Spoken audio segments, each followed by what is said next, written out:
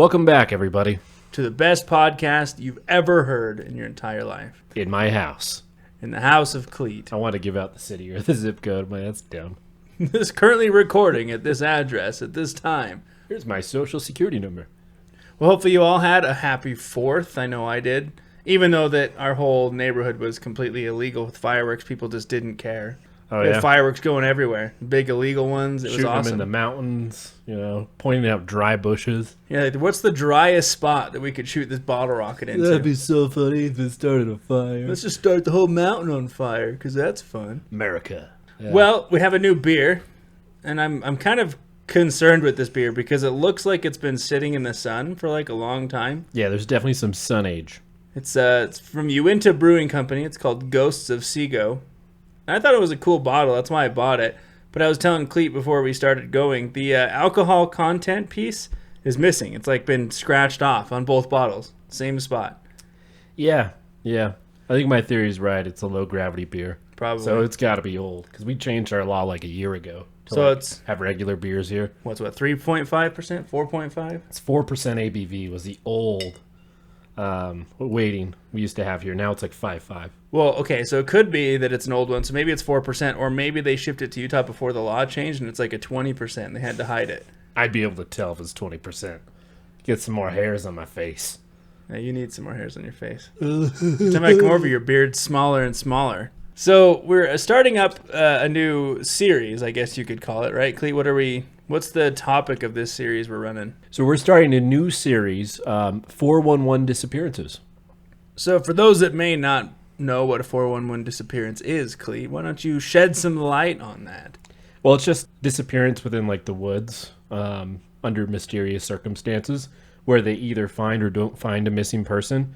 And there's interesting characteristics that seem to happen in a lot of them that are similar. It's very strange. So it's specifically in the woods, 411. Yeah, and it's unexplained disappearances, really. Okay.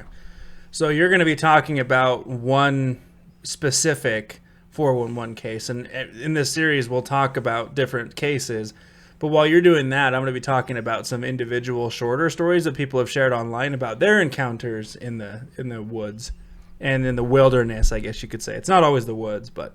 So before we jump into the big long one, Cleet, I found a couple stories. I think there's 6 of them. I gave them their own titles. Hey, you remind me of me. I'm going to read the titles to you, and you can pick which one you want me to read first. So we have A Strange Knocking, A Shot in the Dark, A Strange Stare Down, You Burying Bodies, Bro? Not a Deer, and Oh Hell No. We'll go with The Strange Knocking because it reminds me of, I think it was Edgar Allan Poe. I remember we were reading one of his stories in my, I think it was 11th grade class, and someone was called on to read a passage, and it was about, someone knocking on this guy's door, and it said specifically, someone came to my door, and I heard a rapping on my door or something like that, R-A-P-P-I-N-G, and the person read, I heard a raping at my door, and I was like... Like, come on, man. I mean, rape's not funny, but that changes the entire context of the whole story. It's like, what was Edgar Allan Poe writing about? That's You go out the edgy. front door and you see that. You just go back inside. Sorry. So you want the first one then, A Strange Knocking. Okay, Yeah. So again, that's not the official title of the story. I just found the story online, and I just wanted to give it a topic or a name so that you could pick. So... Okay, so this story talks about a guy who was staying in his dad's cabin with a buddy of his on a remote piece of land in the Idahoan wilderness. The area was pretty desolate, with the next town roughly 50 miles away. So you're pretty tucked away into some wilderness. Yeah, no one's going to be knocking on your door, asking for a cup of sugar. Right, you think. That's what you think. The closest active road happened to be an old logging road a little over 2 miles from the cabin. So legitimately, if anything goes bad... You're not going to be found for a while. Like stranger danger. Yeah, this is where you go to get away from people. I think it's awesome. So the friends are doing their typical bullshitting, right? They're laughing, hanging out. It's late at night. They're in bunk beds, I guess. And the time is approximately midnight. So, they're winding down for sleep. They're just talking, laughing in bed. So they decided finally it's time to call it a night. They turned off the lantern, got all nestled in, all comfortable, right? Getting ready for their sleep. Shortly after, they heard a strange scraping noise at the door. So you're in the wilderness. There's lots of wildlife out there. So you hear scraping. Are you like scared immediately? Probably not. I just think it's maybe a squirrel. Depends on the noise. Right. So there's lots of noises, obviously, that can happen there, but it catches their attention pretty quick because it's in the middle of the night. So they exchange some muffled, like, "Oh, did you hear that? Yeah, whatever." So they both heard it, shrugged it off as nothing, went back to bed. A few minutes later, though, they hear a knock at the door. You know what I would say? What? Bottom bunk gets killed first. Yeah. And then just I'm higher up, motherfucker. and just turn around, go back to sleep. While he's murdering you, I'm going to run away. I'm going to get out of here. I'll be fine. You might die. I won't. So I guess I should thank you before you die for letting me get away. Yeah, I think that the bottom bunk is definitely getting murdered first. But anyway, a knock at the door, 50 miles from the next town, 2 miles away from the next road. No one's just going to be stopping by to knock at the door asking for sugar, like you said. So they're obviously a little concerned. Not to mention, again, it's after midnight. I don't care where you are. If anyone's knocking on your door after midnight, it's never good. Ever. Sure. Like, that's just not something you do. So the gentlemen were in their 30s, I guess, and they're I just imagine two 30-year-old dudes in the bunk beds giggling like a bunch of school children. Tee-hee. But they're scared out of their minds now because there's this crazy knock at the door. So they didn't say anything at all. They just kind of lied there, staring at the door, hoping that nothing bad was going to happen to them. They remained where they were until the sun came up the next morning. So they decided, okay, we're going to go see what it was. Upon investigation, nothing was against the door that could explain the knocking, and there were absolutely no tracks at all. So they never found out what it was. Oh, wow. So, yeah. But if you're camping in the middle of the wilderness and someone knocks on the door, just don't answer it. Tales of the unknown. But you also can't go back to sleep after that. It's like, all right, pulling all-nighter, here we go. I'd totally fall asleep. Oh, would you? Yeah. You're like, that's annoying. Good night. I'd stay up for a bit. You'd be like, I wonder what that was. Yeah, I'd be tempted to answer it, though. You know, just grab a big old knife. Or a gun. Depending on where you live, because we live in America. We all got guns here. Everyone's got a gun. I finally bought my 1,000 case. Yeah, 1,000 case of bullets. So for like $700? No, it actually went down significantly. So I bought it. Oh, nice. Well, good for you. Okay, so we'll do one more before we jump into the big one. So did you need the titles again, or did you? I will go with Not a Deer. Not a Deer, huh? Okay. So this one's pretty funny. So there was a girl attending college, and she lives on the edge of the city, right, kind of in the rural areas. And there's a road nearby her home that would wind through some forest before opening up into some farmland. So it's pretty desolate, not a whole lot happening. Now, this road in particular was hardly ever used by cars, and not many people would usually walk down it because of the lack of sidewalks and the fact that it went literally nowhere. Halfway down the road sat an abandoned property, which was surrounded by apple trees that produced a ton of fruit and just littered the grounds. Have you ever had a fresh apple from a tree? No. It's the best. It's so good. Anyway, one night after sunset, the gal passed by the property on her way back from her run, so she used the road often to run down. She stopped to pick up some apples, and after a few moments, she circled back to head home. In the middle of the path was a middle-aged man that was slowly creeping towards her with his arms open as if to catch something. It's like an angry Johnny Appleseed. Like just slowly approaching with his arms open. Just not going to acknowledge that joke because it's hilarious. Johnny Appleseed. Those are my apples. I planted them years ago. Okay, but it's an abandoned property, so I mean, maybe it's Johnny Appleseed. You never know.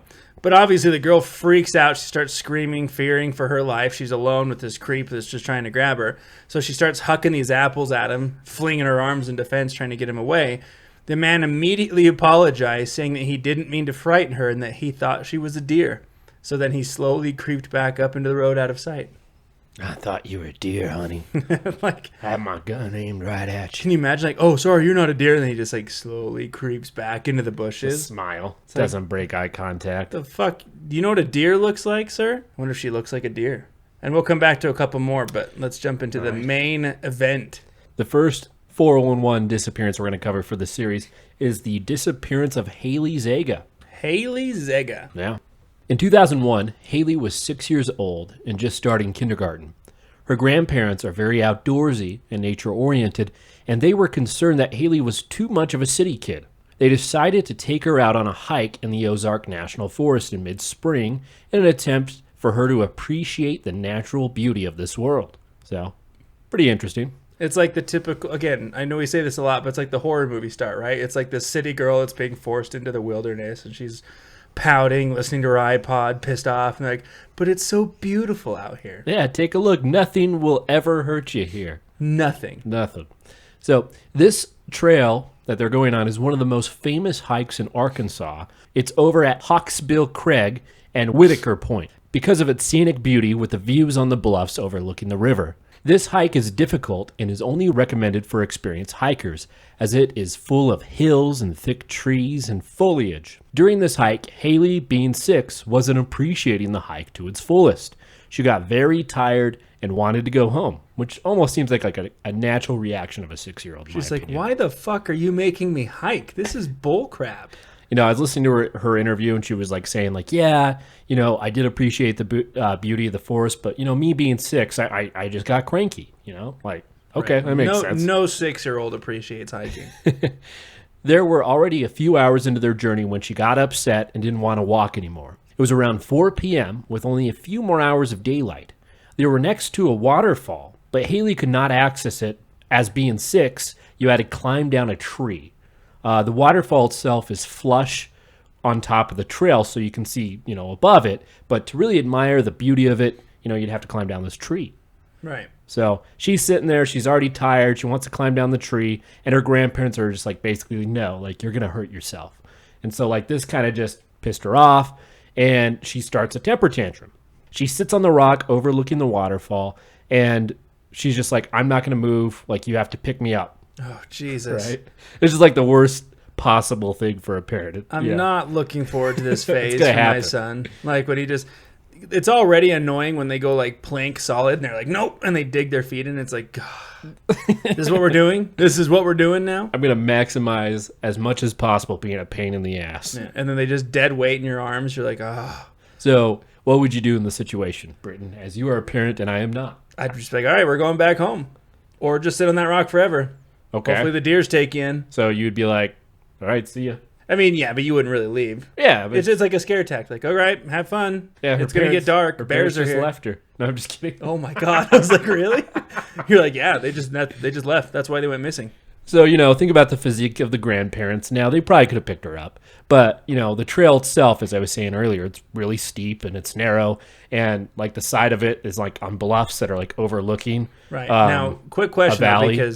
So, quick question. When you're saying grandparents, they're obviously taking them on a hike. So, I imagine them, like, maybe they're more of, like, the fit grandparents. Oh, yeah. Like, that they're experienced hikers or whatever. If they're taking on a hike, I would assume that they're pretty fit and well off. Not like it's not like a 9-year-old with a cane, like, you're going to love this waterfall.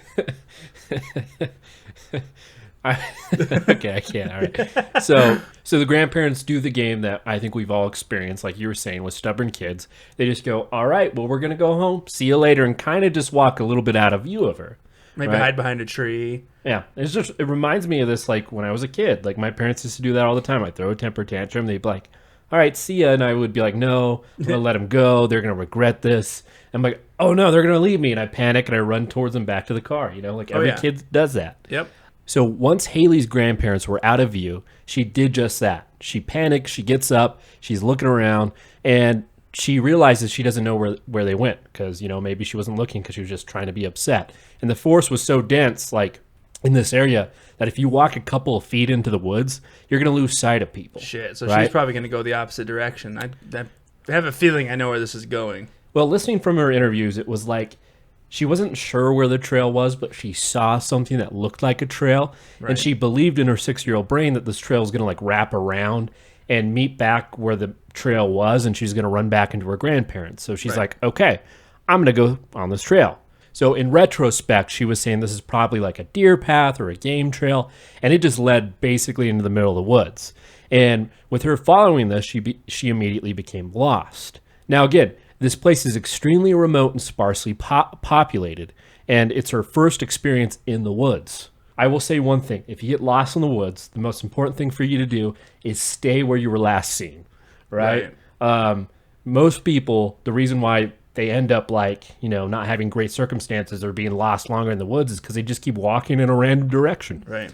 I think I shared this story in an earlier episode, but my brother-in-law actually on a scout trip got lost in the Uintas with one of his friends. Oh, and it gets cold. It was this huge, like, my in-laws were calling, like, freaking out, like, they haven't found him. We're still looking, and my wife was just hysterical, right? And it's because it's a scary thing because a lot of people go missing in the winters. It's huge. It's not a good way to die either. No. Exposure is not a good way to go. No. But he was obviously a scout camp, so they train you, like you said, to know how to find your way out. So they eventually were found, and luckily, but getting lost in the woods like that it's scary. It's very easy to do.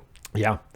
So she continues to walk on this game trail. She starts to realize, like, hey, this isn't curving around. She was saying she didn't really recall ever hearing her grandparents yelling her name. I mean, you'd almost think to imagine, like, even if she was, like, kind of far away, like, she should be able to hear the grandparents yelling, you know? Right. So that's kind of weird. Does it say how long of a time frame, like how long the grandparents were gone? Because I'm imagining in my head that it wouldn't have been that long. Like, No. Yeah. The grandparents would have left, and she was like, okay, I'll give it a few seconds, and then that logic kicks in, and then she takes off. But I can't imagine, I don't know, but maybe it was longer than I'm imagining. In her interview, she didn't specify, but I would imagine her grandparents being responsible people. It was probably not that long, and then maybe she took off another direction, and who knows, man? Right. Who knows? There's a lot of different things that could happen. So she continues walking for a couple of hours, and night starts to fall. Ugh. So throughout the day while she was hiking, it was very warm. So she was only wearing a t-shirt and some shorts. She was talking about how she brought a sweater, but they left it in the car because it was just too hot. So as night gets closer, it starts to get really cold. And Haley, she starts to panic, like what's going on here? Where's my grandparents? Why haven't I found them yet? And in her panic, she starts to formulate a plan. So she sees a river from the bluffs, like a higher vantage point, and she's like, well, I'm going to go down this river, and I'm going to follow the river down this. I'm going to follow it downstream because rivers lead to bridges lead to roads, and roads will lead to a gas station where I'll call my parents. Right. And she's 6, and this is like a pretty... That's a logical thing. Logical, like, thing to do, right? So it is important to note, and I'll tell this later why, that there is only one trail that leads down from the bluffs to this river. And these bluffs are like 200 feet high, and this one trail is very steep. And it would be very hard for a 6-year-old to go down there, down that trail by themselves. I mean, this trail is even hard to find during the daytime. Once she gets down to the river valley, she starts to follow the stream. Haley recalls being extremely cold during this time because there were times that she was falling in the river. Oh. She vividly recalls her socks getting wet, and she took them off as she hated wet socks. It just makes your feet all gushy, and like it starts to peel. I hate that. It's like when you go to a water park and the first thing you do, because some genius has the idea to ride the water ride first. It's like, no, we're going to do that last when we're ready to leave. She then used the socks like a blanket, which she found as a comfort item at home because she had her little blankie at home. So sadly, during this journey, she did lose her little comfort of a sock that was a fox blanket. So in total, she'd be lost and walking parallel to the river for 2 days or 50 hours. Oh my God. Let's do a segue here, and we'll go back to one of your stories. Okay. Man, 50 hours, what you said? For a 6-year-old. For a 6, yeah. I don't even like to walk for 50 hours. I'm like, all right, I'm just going to lay here until someone comes to get me. Yep. Okay, so far you've done a strange knocking. We've done not a deer. So we have a shot in the dark, a strange stare down. You burying bodies, bro? Let's go with oh, hell no. Oh, hell no. Okay. This one's intense. So a man and his girlfriend decided to go on this off-trail hike that involved very steep climbing and ended on a very beautiful rock overlooking cliffs and the ocean. So it sounds like an awesome hike to go on. As they got nearer to their destination, as the trail's starting to go up, they see that an old woman was already there at the top of the hill with a sketchbook in her hands, just sitting there minding her own business. Now, I don't know if it's because I've just seen way too many scary movies, but I think I would have just been like, no, this isn't good. You don't just see like an old lady up there writing in her book. I'm like, I'm going to turn around because this is a murderer. So they started making jokes to each other about how it wasn't an old woman and it might have been Norman Bates waiting to throw them off the cliff, right? Ooh. So they're starting to joke back and forth with each other, just laughing, going up the hill. As they got closer, the woman turns around to look at them. And to their utter shock, it's not a woman at all. It's actually an insanely scary-looking man wearing a dress with his hair with his hair in small braids with rubber bands. They make it very clear that this man looks like a hardened, escaped convict guy. They say hello just to be nice, to make sure that, hey, how's it just going? Stare at him. Yeah, so he said nothing, just sat there staring at him. It's like hair all done up in these little rubber bands. So they calmly turned around and headed back down the hill. Do I look pretty? So, yeah, that's Oh Hell No. Which one do you want next? Let's go with a strange stare down. A strange stare down. So this girl, the girl writing this story, talks about spending winter break in North Dakota with their cousins during freshman year in college. My first question is, why are you in North Dakota during winter break? That is kind of weird. It's fucking cold. I just want to be as cold as possible. Like, I'm just going to go where the snow just doesn't stop. It's negative 400. So anyway, one night they're hanging out at a friend's house. They're drinking, having fun in the basement until roughly 3 a.m., right? So it's really, really late or early, however you want to look at it. She starts to fall asleep and decided it was best to walk home. So, good idea? Bad idea? 3 a.m., you're drunk? No, North Dakota? that's not a good idea. Again, North Dakota, middle of winter, 3 a.m., walking home after drinking all night. Like, that just doesn't spell a good idea. So that's how people go missing or die of, freezing, because you pass out and you're dead. She mysteriously disappeared. The friends lived in a desolate area, because why wouldn't they?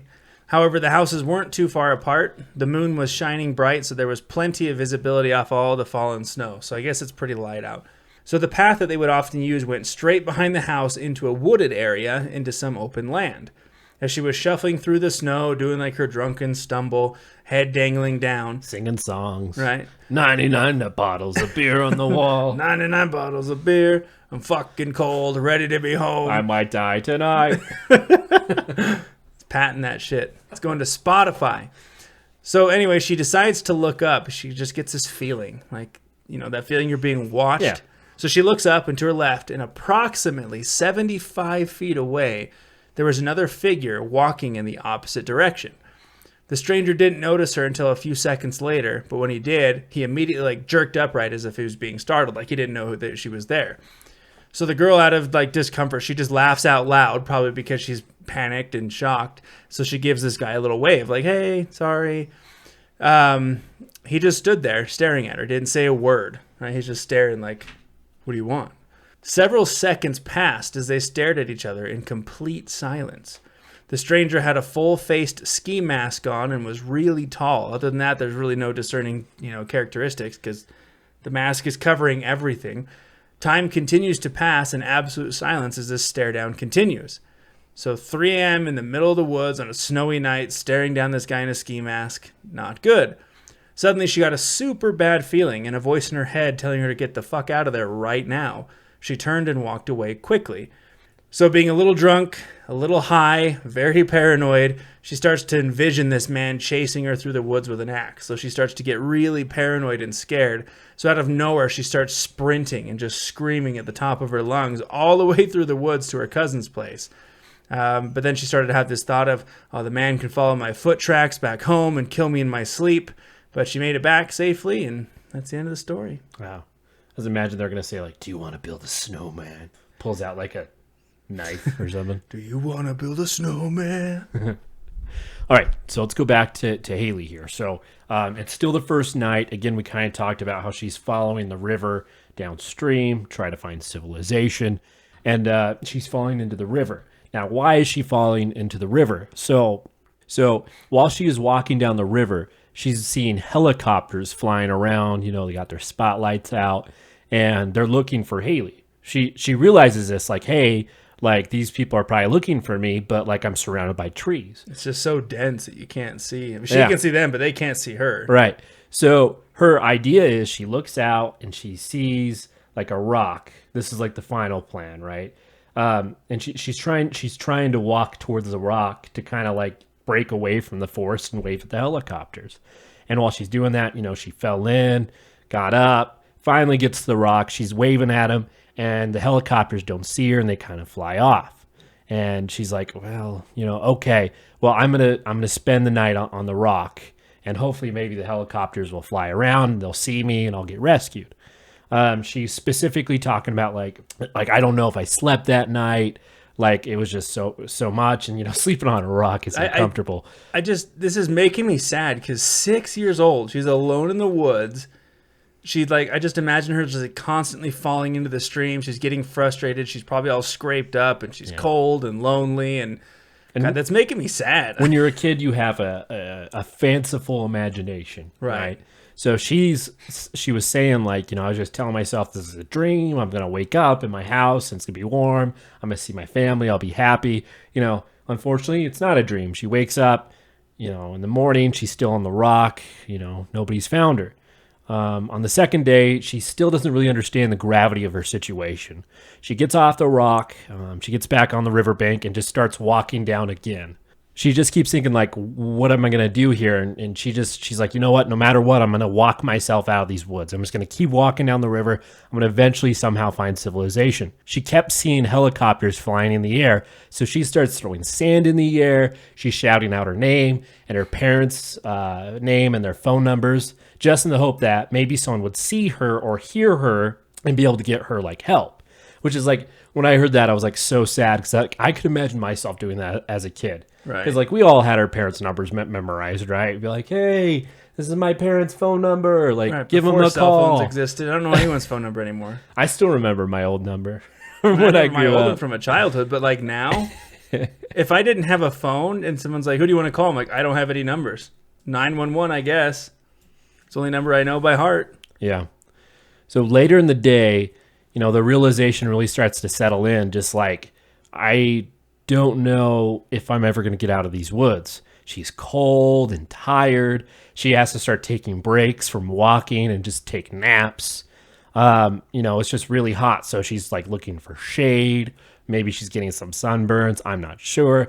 But she's like, I just got to persevere. I got to keep going. I need to cover as much ground as possible.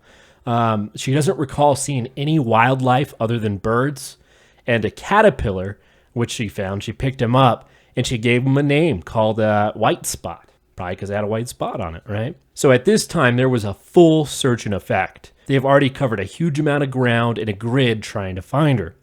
People were concerned that maybe she was dragged off by a mountain lion because like they just have no signs of her. Being the parents and grandparents thinking that, like, she got taken by a fucking mountain lion. That'd be the worst way to go for a kid. Day 2 comes to a close. Night starts to fall again. She hasn't eaten. She hasn't drank anything. I need to mention that she could have drank the river water, but she thought it would get her sick, so she wouldn't drink it. And she ends up sleeping in a cave right off the side of the river. She did this because she thought it was going to rain because of an old wives' tale her mom told her about how the clouds look around the moon. I don't know exactly what that was, but like she saw clouds by the moon and was like, okay, because of this, it's probably going to rain. I just know if it looks fucking ominous and gray, I'm like, it's probably going to rain. There's clouds, going to rain. So again, it's important to note that she did not sleep really at all, even on the second day. On the third day, she starts to hallucinate. Again, lack of sleep. She's starving. She hasn't drank any water. In the hallucination, she recalls seeing a valley full of pink flamingos. It's like she's 6, and you just imagine like that's where like a 6-year-old brain would go. Right. It's just so sad, You're like, my God. So this one's rough. Yeah, I know. Back to the search party. As I've stated before, when during a search and rescue, they put in variables in a computer and run simulations on where they're likely to find someone depending on their age, their personality, temperament, and knowledge of the area. Wait, really? Yeah, they do this. What kind of algorithm is that? Yeah, it's like, imagine, like, so you're 6 years old, you're a female, you don't know the woods, so 90% of the time they're going to fall within this many miles of where they've disappeared. Okay. So then we're going to do a grid pattern. We're going to search every grid in this area, and we have a 90% chance of finding this person, right? Interesting. So Haley, way out of the projected simulations. Not even close. Yeah. She is miles away at this point. Due to not being able to find her, they got bloodhounds out to pick up her scent. These dogs led them to a random road, which made people believe that maybe she had been abducted. She clearly wasn't. So how was she found? Well, you will find out after we go back to Britain's stories. Oh, snap. Segue. Okay, so we got 2 left. You got You Burying Bodies, Bro, and A Shot in the Dark. Which one are we doing first? I'll go with the bro. Burying Bodies, Bro. So this one's the shorter one.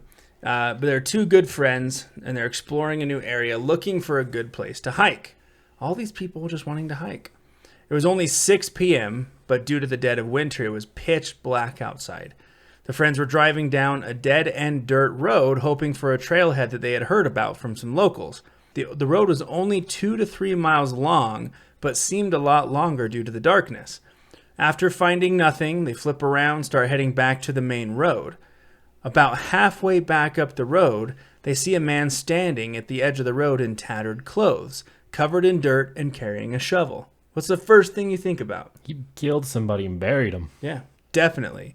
The man was just staring them down hardcore, not making any movements. He's just staring at them. And these two guys are just like holding their breath, scared out of their minds. So they floor it past him up the road. They hit back the main road, drive back into town, and that's it. That's it, huh? I think he's burying bodies for sure. Yeah, I would have like revved my engine, rolled down my window, and said, "Yeehaw!"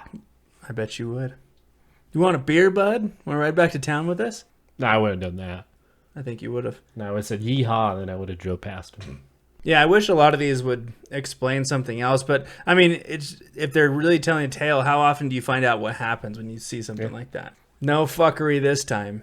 Okay, so then we're going to end with this one. I think this one's actually probably the most intense, in my opinion. So you saved the best for last. Good for you, unknowingly. So there's a close group of friends, and they spent 3 months camping in the deep wilderness of Northern California back in 2012. I get so annoyed with camping after like 2 nights. Well, Can you imagine 3 months? that is crazy. What was this called again? This is a shot in the dark. And you're to blame? Shot in the dark. See, now you got it. Yeah, I knew what it was. I was like... So anyway, 3 months camping. That's just way too long. The trip itself went amazingly. All the plans worked out. All the the roads that they wanted to hit and the trails they wanted to go went swimmingly. Just a perfect camping trip all around. That was until they started heading south. After a long day of traveling, they set up camp near a small town as the sun started to go down. The town only had one long road that ran straight through it, a post office, and a bar. I really want to go to an old town with a bar. Yeah. I think it sounds fun. Yeah. Just like something really off the grid, tiny little bar like a saloon type thing. So as they're hanging around camp, they heard a loud screaming coming from the distance, most likely in the town. As they started listening intently, they're all in their own tents. They could make out 3 separate voices, but not exactly what was being said because of how far away it was. Then, out of the blue, they heard a gunshot, followed by absolute silence. So just screaming, a lot of talking, and then a gunshot with nothing else. So the group of friends immediately at this point, they're like throwing their tents open. They're looking at each other in complete panic, right? In the middle of nowhere, you hear a gunshot before some screaming, or after some screaming. Not a word was spoken between the campers for the rest of the night. Now, there's a lot of... They followed up on this one because they were always asked the question, well, did you report this to the police? Did you ever go to anybody? But in this area, the person telling the tale describes the area of California being run by one sheriff over 3 different counties. That's it. Now, apparently, this sheriff was, in the pockets of a lot of local drug runners. And I guess this is the area that show Sons of Anarchy was based off of. I never watched it, so I don't know. But essentially, when you see something like this or hear something like this, best thing to do is just lower your head and mind your own damn business. Yeah, fair enough. But as they're just a group of hikers with nothing but tents and hiking gear, they didn't stir up trouble, so they just packed up the next morning and kept going. So they literally heard someone get murdered, and that's that. Like, all right, I'm not going to ask questions. So those are my short, crazy stories. There's a lot of them, so as we do these 411 episodes and everything, we'll kind of chime in with more of these things. But if you have your own experience or if you know of a story, send them our way, entertheabysspod@gmail.com. But let's wrap up this Haley story.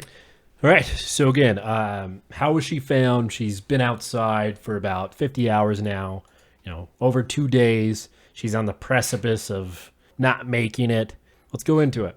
So there are 2 people from Newton County described as salt of the earth men who lived in this area and thought she might be in Buffalo River. They went to search. They went to the search and rescue headquarters and told them where they thought she was.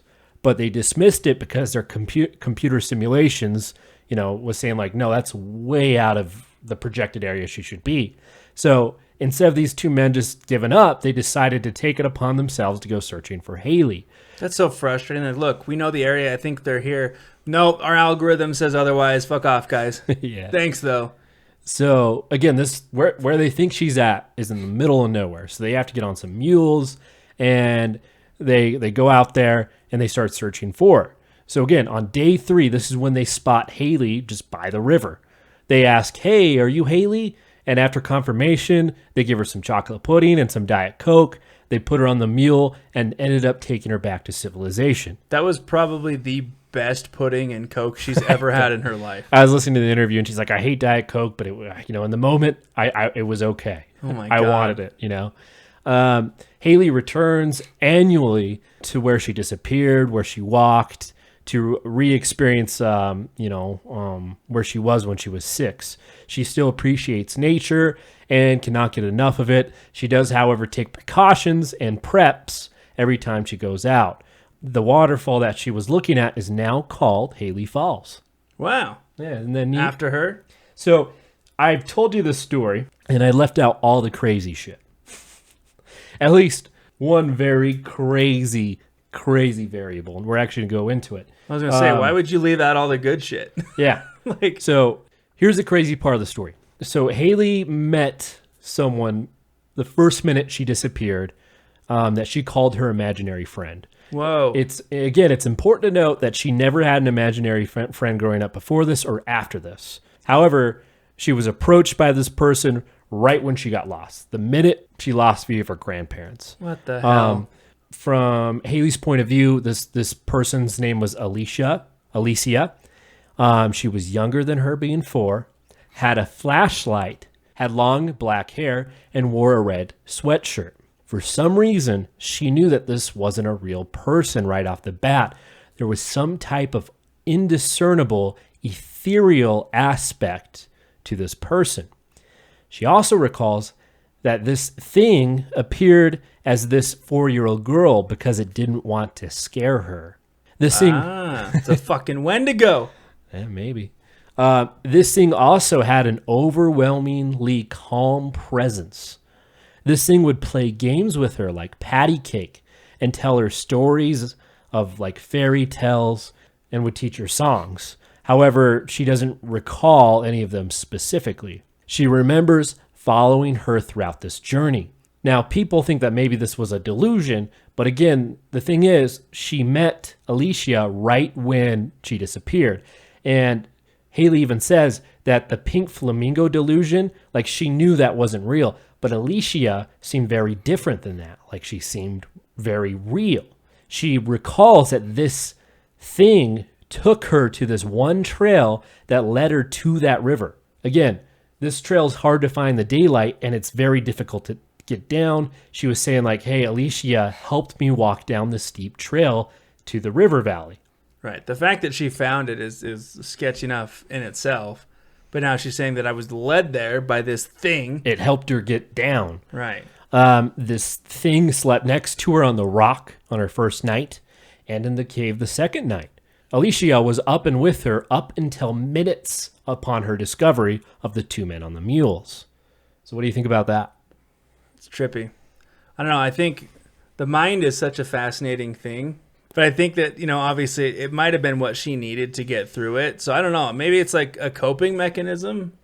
I don't believe that there was a 4-year-old girl with a flashlight in a red hoodie leading her through the woods. But like you said, maybe it was something that was conjured to be that to help her through. I don't know. It's just a weird thing. But then again, it's also a 6-year-old that's telling you this. And maybe she said this after because she was dehydrated and exhausted. And maybe that's just what she had imagined.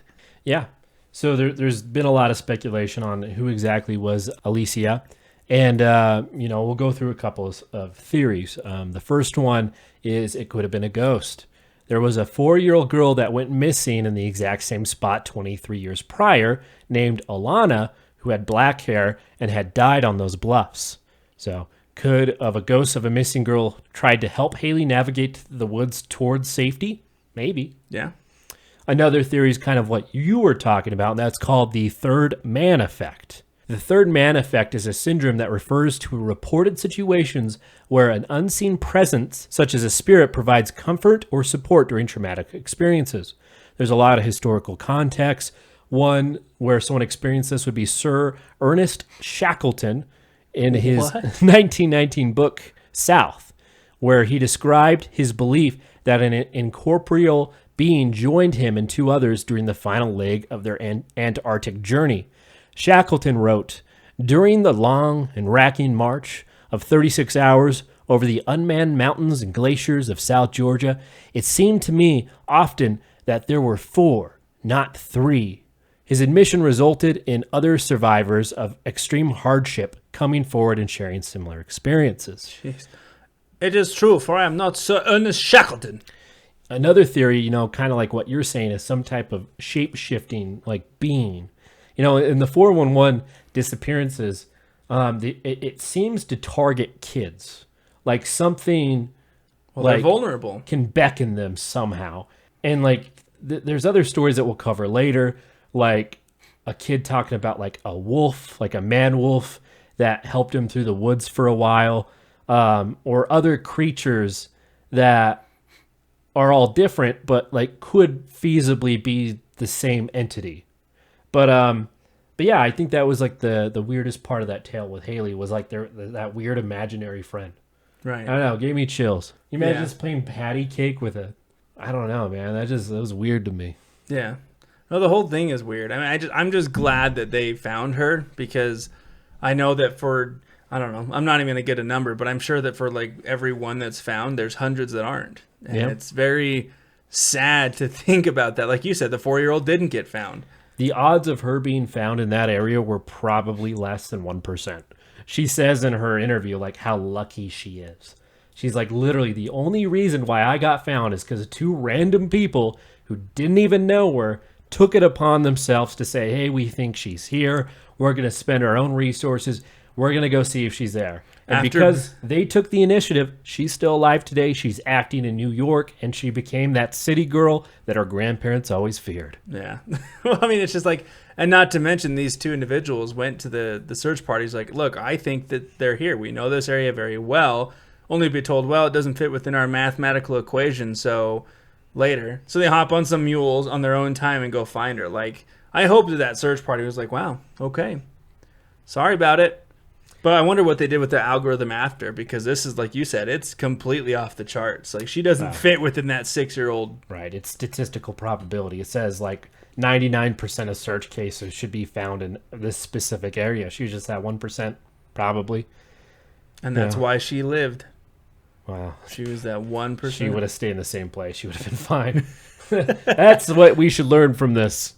Or don't be walking around randomly. I don't know. Who knows? That's the thing. There's so many variables. Because what if a mountain lion did come into that area? And Alana or Alicia, whatever you want to call her, saved her. Nice. All right, guys. So this is our first 411 episode of a series of similar themes to come. If you liked it, let us know. If you're watching us on YouTube, like, share, and subscribe. And as always, thank you for entering the abyss. Until next time.